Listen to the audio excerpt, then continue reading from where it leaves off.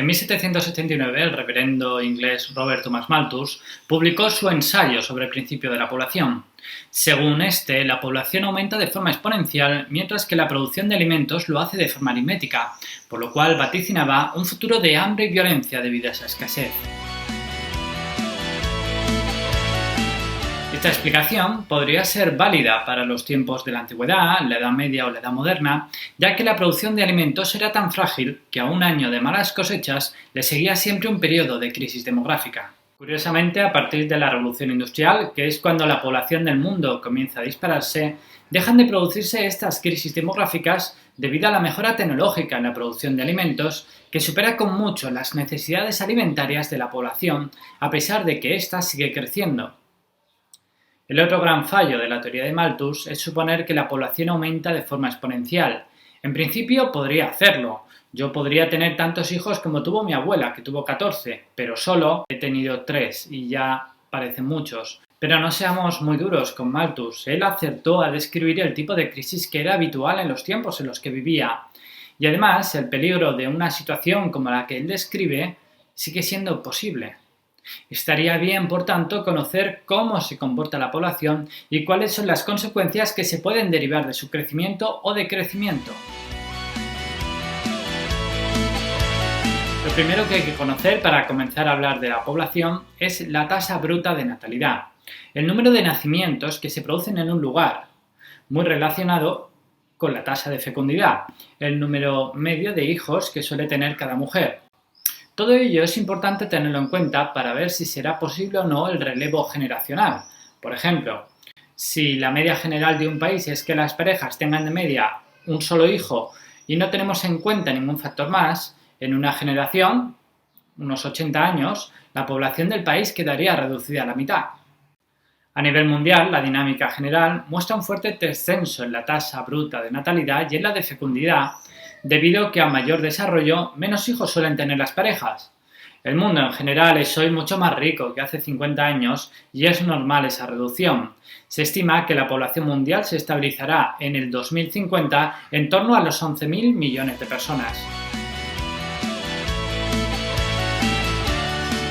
En la otra cara de la moneda tenemos la tasa bruta de mortalidad, el número de defunciones que se producen en un lugar y periodo determinado, que está muy relacionado con la esperanza de vida, el promedio de años que se estima que puede vivir una persona. Hoy día la tasa de mortalidad se ha reducido significativamente gracias a la biotecnología, las vacunas, los tratamientos médicos, la higiene, etc., que ha permitido estirar la esperanza de vida hasta los 80 años o más. No está nada mal tener en cuenta que desde la prehistoria hasta finales del siglo XIX la esperanza de vida era de unos 30 o 40 años e incluso se estima que podríamos alargar hasta los 120-130 años en el futuro. Aquí hay una cosa interesante que debe decirse. Lo natural es morirse joven y en la miseria. Lo de mantener una cierta calidad de vida mientras envejeces es algo artificial, producto del ingenio humano.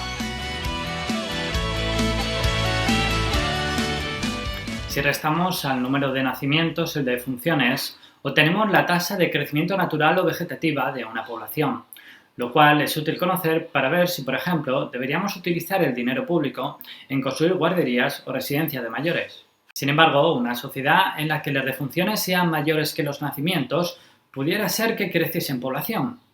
Y de forma contraria, una población con altas tasas de natalidad y pocas de mortalidad pudiera ser que decreciese en población. ¿Cómo es esto posible?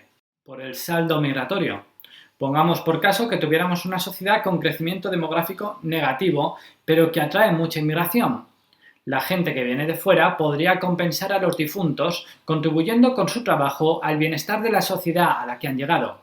Aquí hay un debate muy interesante sobre las consecuencias positivas y negativas que conlleva la llegada de inmigrantes. Lamentablemente no hay espacio aquí para tratarlo, pero en general os diré que lo positivo siempre es muy superior a lo negativo, que incluso en países que agitan constantemente el miedo a la inmigración, son los primeros que, viendo las cifras económicas, se dan prisa en regularizarlos, demostrando que la xenofobia es solo una estrategia más de las que usan para tratar de manejar a la población. Vosotros no deberíais caer en una trampa tan burda. ¿Sabéis que si pudiéramos juntar a los 7.000 millones de personas que viven actualmente en el mundo en la meseta de Utiel-Requena cabrían todos? La meseta de Utiel-Requena tiene 1.726 kilómetros cuadrados y sois unas 30.000 personas. Ahora mismo estáis bastante anchitos. Si asignamos a cada persona un espacio de 0,15 metros cuadrados, considerando que somos unos 7.000 millones de personas en todo el mundo, ello nos da un área de 1.050 kilómetros cuadrados, por lo cual cabríais todo y aún quedaría casi la mitad de la meseta de Utiel-Requena libre. Entonces sí que estaríais más apretados. Esto lo cuento para tratar el concepto de densidad de población, que es la diferencia entre la superficie de un territorio y el número de personas que viven en él. Las ciudades tienen una alta densidad de población, mientras que las zonas rurales tienen en general una densidad de población muy baja. Lo último que vamos a ver es la estructura de la población. La población la podemos segmentar por sexo. Siempre nacen más hombres que mujeres, pero mueren más niños que niñas, debido a que les afectan más las enfermedades congénitas de la infancia, así que generalmente al final siempre hay más mujeres que hombres. Y podemos segmentarlos también por edad, donde las clasificamos en tres grupos: jóvenes, de 0 a 14 años, adultos, de 15 a 64. El libro os pone 64 porque anteriormente era la edad de jubilación. Hoy día sería 67, ya que es la edad de jubilación que se aumentó durante el gobierno de Rajoy. Y por último, ancianos, que serían de 67 años para arriba. Las pirámides de población nos aportan datos que resultan útiles para decidir qué medidas tomar respecto al futuro. También el análisis de las poblaciones nos aporta mucha información histórica. Por ejemplo, si os fijáis en esta pirámide de 1950 de la población española, veréis que la población masculina de 30 a 50 años es inferior a la femenina. Son los hombres que murieron en la guerra civil 20 años atrás. Fijaros también que hay más mujeres en edades altas que hombres. Hoy día esto ya se ha igualado algo, pero esa pirámide nos está hablando de los vicios masculinos de entonces, el tabaco, el alcohol, etc., que les dificultaba mucho llegar a esas edades tan altas y que las mujeres de entonces eran más minoritarios. Respecto a la edad, tanto jóvenes como ancianos son grupos que no aportan valor económico. Los jóvenes lo harán en el futuro, los ancianos ya lo hicieron. Pero, ¿qué pasaría si estos grupos fueran la mayoría de una población? La primera de las pirámides a analizar tiene forma de pagoda o pirámide. Fijaros que la mayoría de la población es población joven, casi no hay ancianos. Esta pirámide corresponde a un país subdesarrollado en el que las tasas de natalidad continúan siendo muy altas, como en Europa en la Edad Media o la Edad Moderna, mientras que la esperanza de vida es corta y pocos llegan a ancianos debido a la falta de tecnología médica. La siguiente pirámide tiene forma de campana.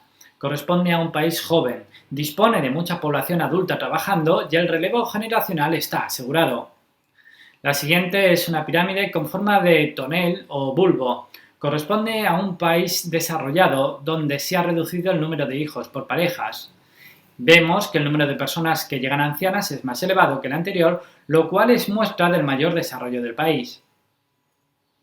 La última, que nos aparece en el libro, es la invertida. Corresponde a un país envejecido, con escaso relevo generacional y que tendrá problemas para mantener su sistema de pensiones de jubilación si no recibe aportes poblacionales de otras sociedades más jóvenes.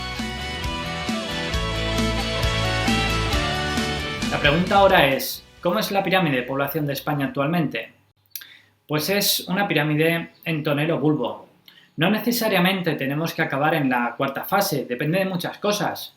Si a partir de ahora el teletrabajo se generaliza y las mujeres pueden conciliar mejor su vida privada y laboral, podrían tener más hijos. O si el aporte de inmigrantes puede ser suficiente para rejuvenecer la población española.